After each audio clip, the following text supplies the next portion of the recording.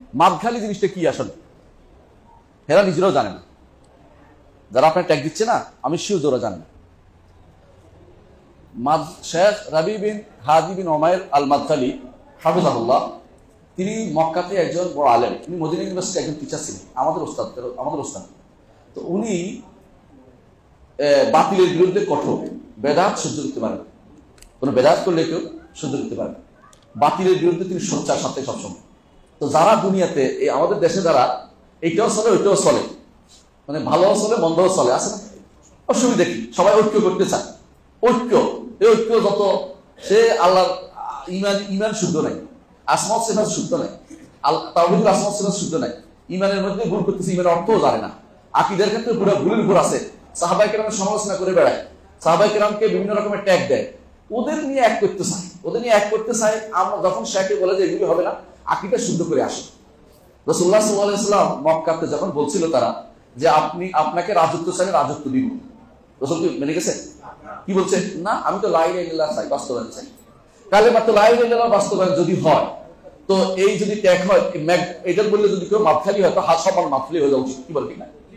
কারণ লা ইলাহা ইল্লাল্লাহ বাস্তবায়ন ছাড়া আপনি কি করবেন? দুনিয়া সব একত্র হলে কোনো লাভ নেই।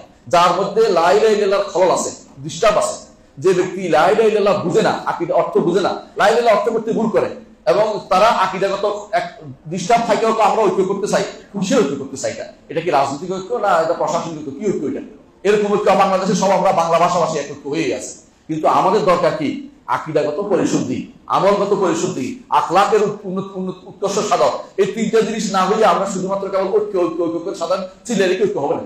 এরা কি করে? যারা মাদখালি ট্যাগ দেয় আমাদেরকে, সহিহ আকীদার কথা যারা বলে, ইমানের কথা বলে, এরা মাদখালি ট্যাগ দিয়ে ওইটা কানও নিবেন না।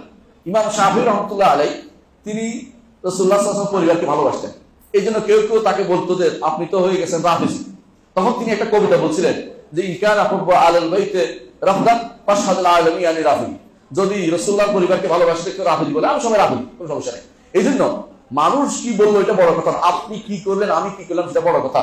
আপনি আমি সবাই আমরা এটা বিশ্বাস করতেই হবে যে আমাদেরকে আকীদার পরিশুদ্ধি আসতেই হবে। যে আকীদাতে সমস্যা আছে, শিয়া হয়ে রয়েছে, খারেজি হয়ে রয়েছে, খারেজি আকীদা পোষণ করতেছে, মানুষের মধ্যে হানাহানি মারামারি তৈরি করতেছে, জায়গায় জায়গায় বোমা ফুটাচ্ছে, অথবা একে অপরকে ঘায়াল করতেছে, এই মানুষের মধ্যে তাকফির করে যাচ্ছে, এদেরকে আমরা বয়কট করে চলতেই হবে। এদের সাথে ঐক্য করার সুযোগ আমাদের কোনোদিন হবে না। যত কান্নাকাটি করে ঐক্য করার কোনো সুযোগ নাই। যারা ভুল পথে মানুষদেরকে নিয়ে যাচ্ছে, যারা মনে করছে যে এই কোরআন হাদিসের, এরা কি করছে? হাদিস কিছু মানে কিছু মানে না, আবার এক গোষ্ঠী হাদিস মোটেই মানে না। হাদিস দিয়ে দলিল দিলে এরা কোরআন দিয়ে দলিল দেয়, এরা আবার নিজেদের বিবেক দিয়ে হাদিস শুদ্ধ করতেছে। এই লোকের সাথে ঐক্য করবেন কি করে? এদের সাথে ঐক্য হবে কি করে? এদের সাথে ঐক্য শুরু নেই। যারা যখনই আমরা বলেছেন এর সাথে ঐক্য, তখনই আমাদেরকে মাদখালি বলা হবে। ওই মাদখালি আমার গলা, আমার এই মাদখালি আমি গলায় ধারণ করি, কোনো সমস্যা নেই আমার কাছে, আপনারা ধারণ করবেন এটা। কারণ হচ্ছে এটা আকীদা মজবুত থাকতে হবে। যে পর্যন্ত আকীদা শুদ্ধ হবে না, মানুষের সাথে আমার ঐক্য দরকার নাই। এত ঐক্য দিয়ে আমি কি করবো? এত ঐক্য দিয়ে জানাতে যাওয়া যাবে? যদি আমি প্রথম এক কাতারে থাকতে চাই, যে কাতার সরাসরি জান্নাতে যাবে, আর বাকিরা 99 কাতার জাহান্নামে যাবে, হ্যাঁ 73 কাতার, বাকি 73 কাতার 72 কাতার জাহান্নামে যাবে। এটার ভিতরে না থেকে এক কাতারে হতে চেষ্টা করুন। যে কাতারটি জান্নাতে যাবে সেই কাতারটি কারা? আকীদায় পরিশুদ্ধ যারা, ইমানে আমলে পরিশুদ্ধ যারা, এবং যারা আখলাকে উৎকর্ষ যারা। এই কাতারটি হচ্ছে প্রথম কাতার, এটা হচ্ছে রাসূলের কাতার, এটা সাহাবাদের কাতার। এই কাতারে আমরা থাকতে চাইলে ওই ঐক্যের চিন্তা বন্ধ করে দিয়ে আপনি এই অন্যদিকে ফিরে আসুন। কে কি ট্যাগ লাগাইবে এটা শুনবেন না। রাসূলের যুগে রাসূলকে কি কম ট্যাগ লাগাইছে? কি বলতো? কবি, শায়ের, মাজনুন, পাগল, জিনে ধরেছে, মাস আছে, জিনে ধরেছে, এর এই অমুকে রাই আছে, জিন একটা আছে ওর সাথে, ইত্যাদি ইত্যাদি। রাসূলকে কোনো কথা কম বলে নাই। রাসূলকে এটা গা পাচ্ছে, রাসূল উল্টা গালে কিছু বলছে বলে নাই, বলতে থাকুক, এক সময় হক কথা জানলে ঠিক ফিরে আসবে। বহু মানুষকে দেখেছি গালি দিয়েছে অনেক আমাদেরকে, পরে যখন জানছে এরপর বলছে স্যার মাফ করে দিবেন, ভুল করেছিলাম, আগে তো বুঝতে পারিনি। মাফ করে দিয়ে রাখছে, কেমন পর্যন্ত মাফ, তারা তো বুঝে না।